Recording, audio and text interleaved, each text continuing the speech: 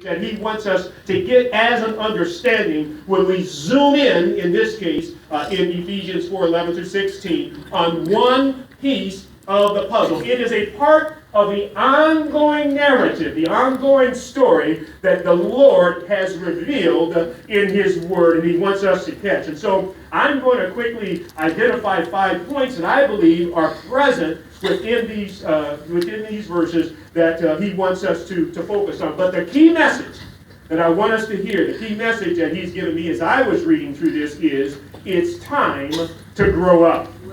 And that this kind of growth that he's talking about is not a physical growth. You cannot read the Bible, be a little baby, and then become an adult. That's a physical, a natural growth. What we're talking about here is something that it will require the reading of the Word and the hearing of the Word in order to grow up spiritually. Anybody interested in growing up spiritually?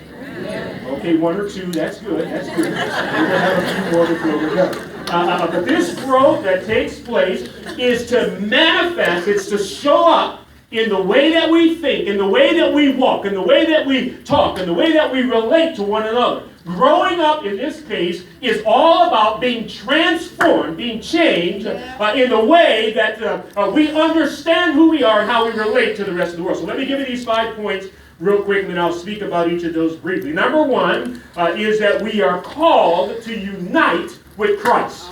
All right, that's the first point that we'll speak about just briefly here more so. But we are called to unite with Christ. Number 2, God gave gifts to help us in this life.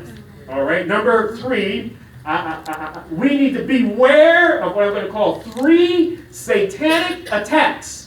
All right, because these are designed to torpedo the progress that we need to make in this calling that God has upon our lives. There are 3 satanic attacks I want to point out for us to be aware of. And then number 4, become Christ-like.